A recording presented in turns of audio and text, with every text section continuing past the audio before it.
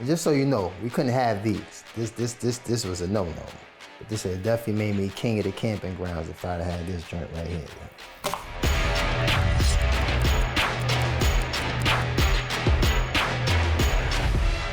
So what we're gonna do today is gonna be a little bit unique.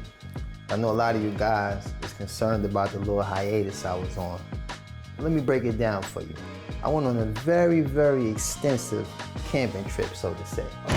So with that being said, I met a lot of guys who actually preceded me. I had to acquire a few lessons from these men.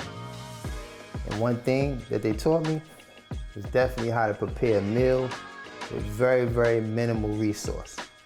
So with that being said, today, we're gonna do a nacho bowl.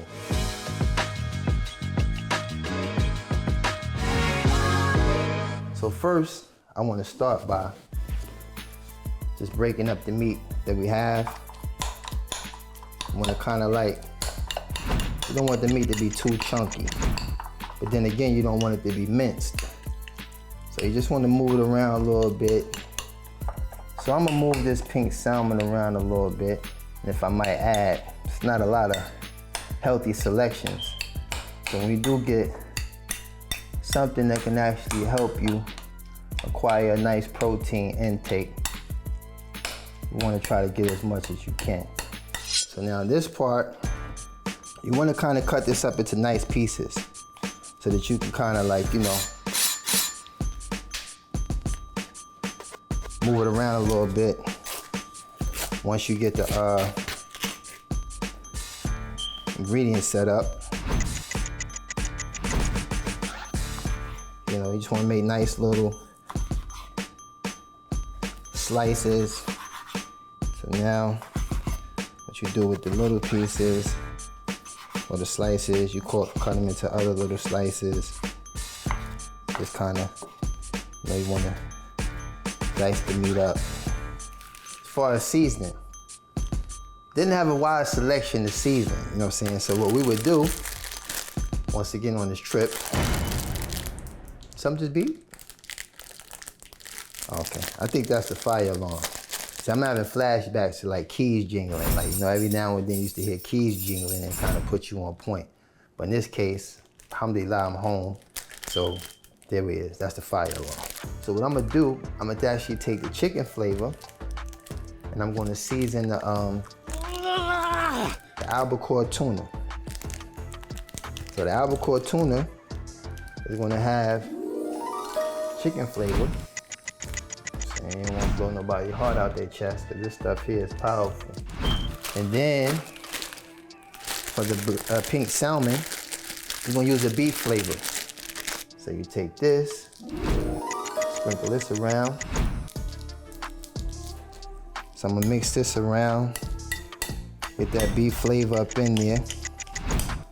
Same thing with the albacore tuna. So you gotta have some vegetables.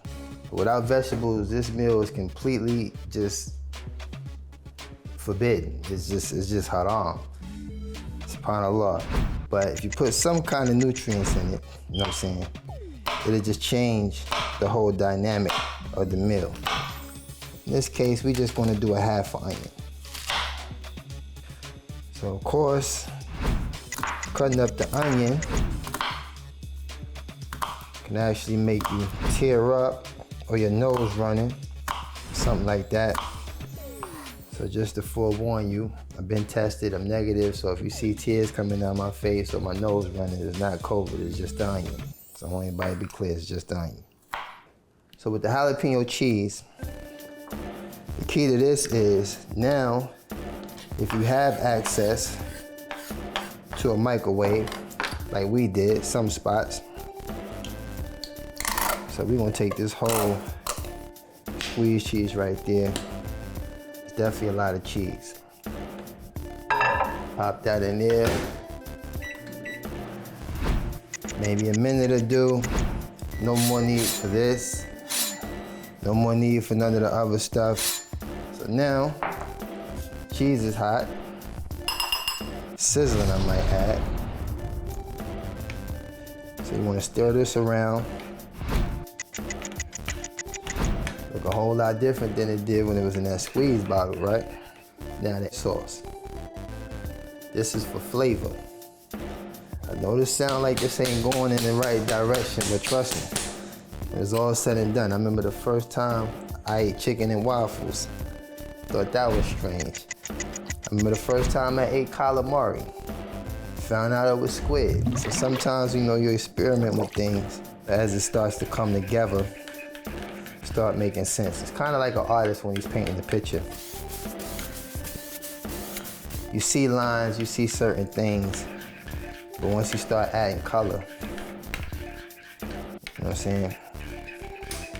Things start to come together. Now we can start putting together the nacho bowl. So this becomes the attraction.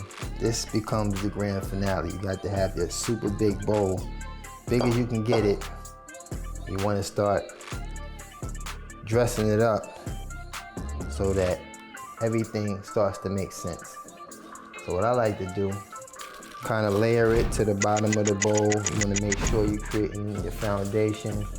Then you want to throw in, you know what I'm saying, a little meats, a little meat here. Throw a little bit of the tuna, the pink salmon in there. Get a little bit of your tuna.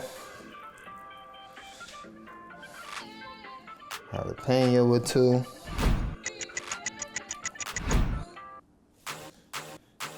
Sprinkle a little onion. Not a lot. A little bit of the cheese.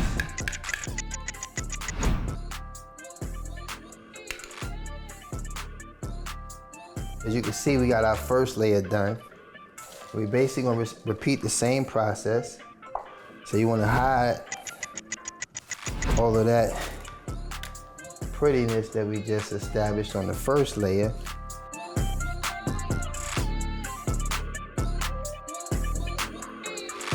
And then we're back to the cheese. For the last and final layer, you wanna make sure you don't see nothing, because that's a surprise. So like, that's how you know it's a real layer.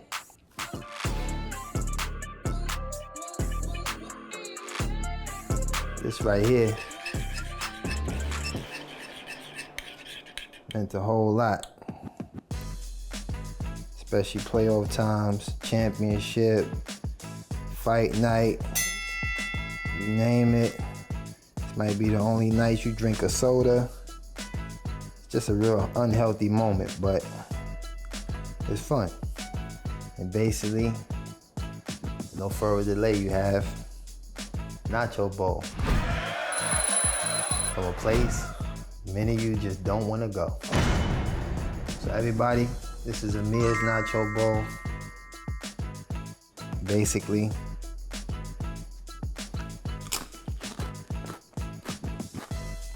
it's a cheat day.